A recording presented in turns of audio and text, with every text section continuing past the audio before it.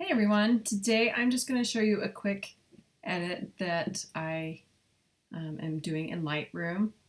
I use Photoshop sometimes for the big things, but overall I try to use Lightroom because it's quick and easy and it's a lot more friendly than Photoshop. So anyway, I have this picture that I'm going to edit of my son. I had my macro lens on. I was trying to get his eyelashes here and just kind of the sweet little profile of his face. He's 11, so he's at that age where he's not a kid anymore, but he's not a teenager yet. So it's a big moment for him, and I kind of wanted to capture some of the changes going on. Like, he's got this stupid haircut that I absolutely do not like, and it's kind of wispy and falling everywhere, and yeah, that's like a whole battle that I am not willing to fight because the battles are so much bigger elsewhere. But anyway, I digress. So I'm going to start out by cropping because it's kind of an odd crop. This is in our kitchen. We have this beadboard right here. It's black. And then from here, this is the chair rail, and then up from there, it's all white. And this is like an electrical outlet. And then this is a door that's a wood colored. So there's just too many distractions going on here. So the first thing I'm going to do is crop it in. Try and get rid of as many of those distractions as I possibly can. Now, I want his eye to fall on this thirds line right here. So I'm going to put it about right there, but I don't want any of his ears showing because that's just kind of a funny crop. Okay, so I think about right there is where I want it. Okay, so that looks good to me. So the first thing I'm going to do is use my, I don't even remember, sorry, the name totally blanked on me. This tool, whatever it's called. The brush tool, the healing brush tool, I think is what it's called. And I'm going to put it on, clone to try and get rid of as much of that as I can. And we'll do a little bit more just to get rid of all that white right there. You can see it does a pretty good job by itself. If it was something more intricate, I would definitely take it into Photoshop. Okay, so that looks good to me. I'm also going to darken this up a little bit because you can see it gets lighter right in here and darker on this end. So I'm going to use my gradient tool and just go up here to my nose, put right there to his nose. And that looks good. Okay, so I have that. Now, if I wanted to do a color edit right now, I'll just hurry and do one really quick. I would probably lower my exposure just a hair. I'll put my contrast. Bring down my highlights so that you can see it brings more detail into his cheeks and his nose, and I'm going to work on those a little bit later too. Shadows, I'm just going to kind of play around and see. I think I like it darker. I might brighten up the shadows here in a little bit. We'll see. All right, add a little bit of clarity, a little bit of vibrance, because that will saturate the other colors, but not so much his skin. So I don't want quite that much. Okay. So I think that's good. I'm going to use a small S curve just to see where that brings me. Okay. That always changes things. Sometimes I think I should do the tone curve first. I think I'm going to lighten up the shadows now so that his cheek has got a little bit more detail on it. All right, so I'm going to go in here to my brush. I'm going to go down to highlights and make sure that they're lowered. I'm going to use my scroll to change the size of the brush. It's so much easier to do it that way. And I'm just going to paint on these hot spots on his cheek and his nose. And then I'm going to play with this until it looks not fake. So you see if you go too far, you get like these grays. And too much, obviously it goes white. So I think right in there looks good to me.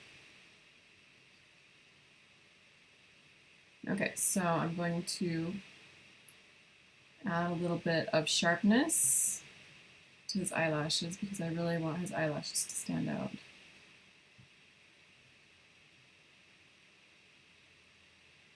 Okay, so I think, let me just hurry and add a little bit of a vignette to it. Not too much. I think that's going to be my color edit right there. Just very simple. Well, maybe not. Sometimes I change my mind. I think I want to open up these shadows just a hair on his cheek so you can see his cute freckles. And then add a little bit of clarity and contrast. Oops, not too much though. So those freckles pop. Okay. So I think that is my color edit right there. And I'll show you the before and after. So here's our before and our after. Okay, so that is my color edit. To do this in black and white, oops, wrong button. All right, so I'm going to create a virtual copy so that I can save this one too. And I have this preset that I made called Black and White Drama that I really like for dramatic black and whites. So just go over the settings really quick. The contrast was 100, highlights -20, shadows +50, whites +10, blacks -60, clarity is at 7. So for the most part, I really like this. I'm going to lower my highlights a bit though, because this has a little bit more lightness than I want, and I'm going to lower my exposure just a hair as well. Okay, I should already have this a brush over here, but maybe it doesn't transfer over with the virtual copy. I guess it doesn't.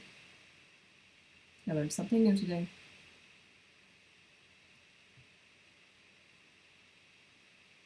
Okay, so I'm just doing some highlights on his nose again. Bring down the exposure just a hair. And that hot spot in his nose is kind of bothering me, but I'm going to wait and see after I play with my black and white mixer. So on the HSL panel, there's this black and white, and when you are in black and white, you can play with the color tones. So as you can see, this makes anything that's red, it makes it darker and lighter. So if you watch his lips, you can see all of a sudden it looks like he's got this dark lipstick on. So I don't really mess with reds too much because he's a boy. He doesn't need to wear lipstick. Some boys do, but my boys do not. All right, so I'm going to mess a little bit with the orange because this is going to make his freckles pop a little bit more. You can see how doing that makes his freckles pop. If I go to the right, it blends them in. So I really want to make those freckles pop. All right, so I think that's about all I'm going to do on that. Okay, I do want to really focus on his eyelashes here. So I'm getting my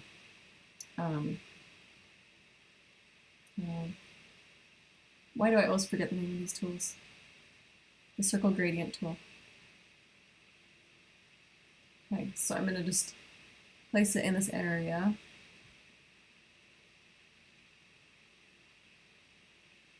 And right now, oops, I need to click invert.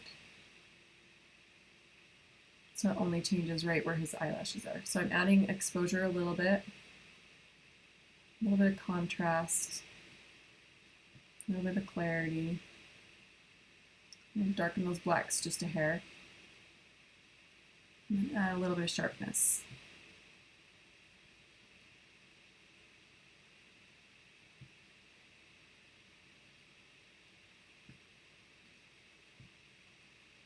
Make sure I did that right, because I don't see much of a change. Oh, there we go.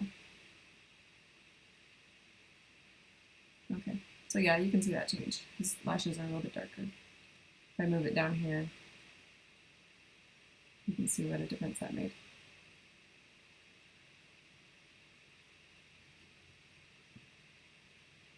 Okay, so I think I'm going to bump up my overall exposure just a hair.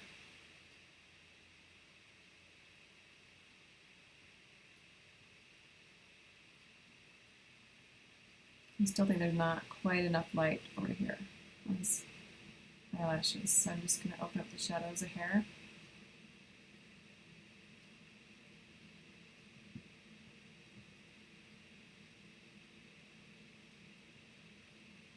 Just a little bit, and add some clarity. Okay, so I think there's my final edit. Now, if I was being really picky, I would go into Photoshop and fix all these little hairs right here, but right now, I just want to tell the story of that stupid floppy hair that I hate. I shouldn't say that I hate it. I love the boy. The hair drives me nuts. But if I wasn't telling that story, I would take this into Photoshop and get rid of all these little hairs so that they weren't so distracting. But anyway, I will keep it on for this picture because that's who he is right now. Anyway, I hope you enjoyed this. If you have any questions, let me know, and I will talk with you later.